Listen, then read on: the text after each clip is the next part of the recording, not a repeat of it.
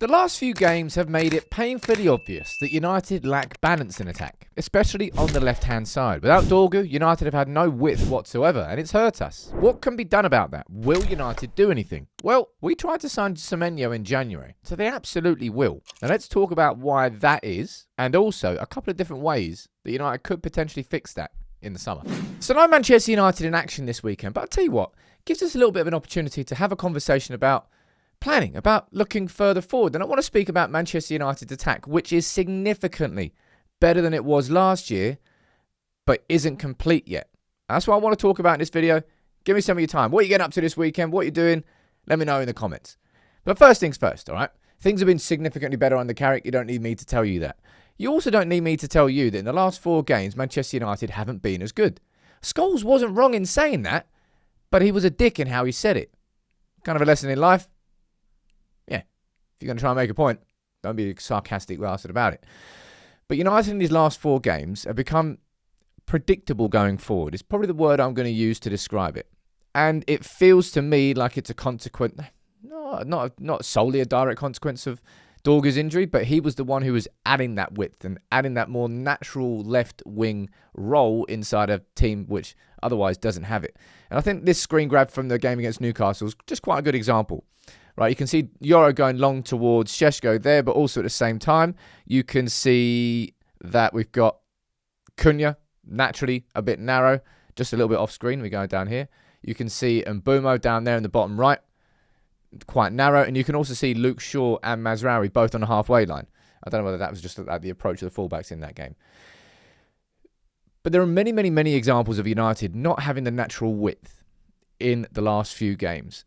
And it's kind of why United went after Semenyo in January. Would I have put this down as a priority? Not in any way, shape or form, and that's going to be a key theme throughout this video. It's not a priority to sign this position, but it's probably something that we need in order to complete our attack, especially if something happens next season, which we all want to, Champions League.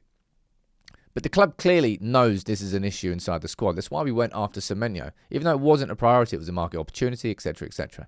Because we all know Cunha is a great player, but we all know that Cunha is going to cut inside. We all know that Mbumo is a great player. But Mbumo, that little left wing experiment, I did not like that at all. He's not in form right now compared to the form he was earlier this season. But don't play him on the left. That was just a square peg round hole. And here's the kicker, right? Because I can speak about the problems and the flaws I've got in the squad, but there's not 1% of me that looks at this and goes, I wish we didn't get rid of Anthony. I wish we didn't get rid of Garnacho. I wish we didn't get rid of Ashford. Or I wish we didn't get rid of... All 4 of them had to leave.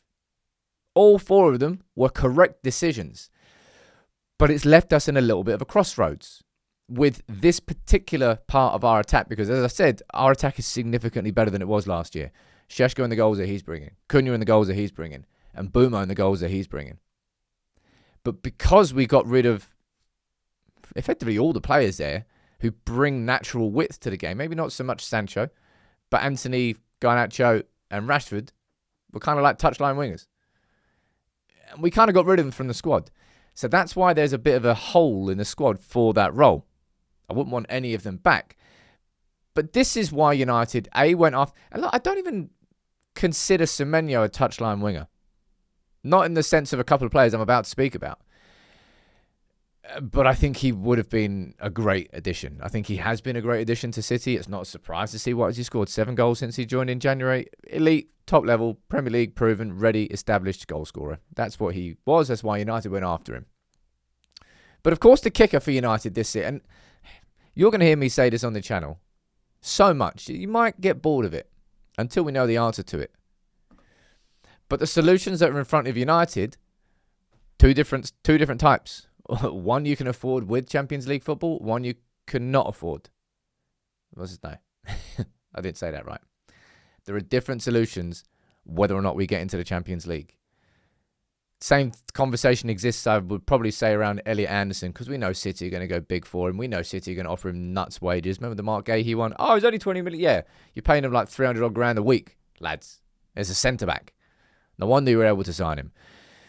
But if United get into the Champions League, more doors are open. The budgets do increase. Now, there's actually 2 ways to kind of approach this problem on the left. and one is at left back. Because an issue that we've got, where I go back to this screenshot there, you can see how deep Luke Shaw is, and Mazraoui, he can overlap quite a few times, but he hasn't really played that much this season.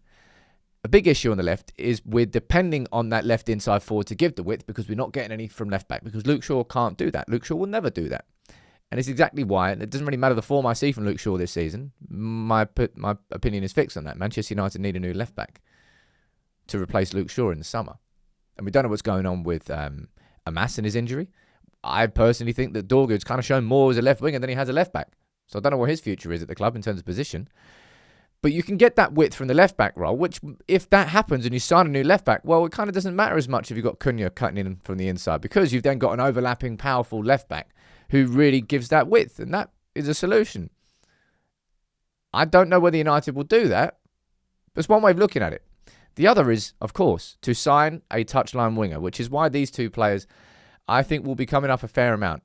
Yandy Mande is somebody whose stock has rapidly risen at Leipzig, and if I'm being totally honest, this is, I'm not going to say like the last sort of signing I want to make, but kind of is. He was not worth anywhere near the 100 million that Leipzig are going to try and sell him for in the summer, last summer. Like, United find that player. I look in and around like the positions that United need to make signings in. I look at central midfield and I'm thinking, like, United are just going to have to go established in Premier League, proven and big. It's going to be expensive. I look at this potential left wing role and I'm saying there must be somebody in world football in the region of 20 to 30 to 40 million. Might not be in one of these established elite top 5 leagues, or maybe in the top 5 leagues, but not somebody like Diamande or not somebody like Iliman Ndiaye, who again would be an excellent option there. There must be somebody who's a little bit lower in the valuation who United could sign, who Chris Favell could find, that would fit that role. And it is definitely a position that United need to sign a player in. It's just, I'm signing 2 central midfielders first, potentially a new centre-back, arguably a full-back as well. Probably all before I'm putting X amount of money into signing a left winger. And especially if you're talking about this sort of level of left winger, where you're going to be like in the Cunha and Bumo, probably plus price tags. But United definitely need one. It's why we went after Semenyo. And I don't think it's a problem that Carrick's dealing with right now. But also, it's kind of because this United squad is a bit of a halfway house. We definitely improved our attack, but we narrowed our game because of, I don't think it was just because of Ruben Amorim, because I actually don't think we've made signings for Ruben Amorim. I think that's kind of part of the problem why he left. I think we're making signings for the club, but we need to replace some of this width that we let go, correctly let go, and we haven't done that yet. Who that will be, I think it's going to be a new left back or a new left winger. Spoke about a couple of options there. You let me know what you think in the chat, but I think it's an opportunity to have this conversation.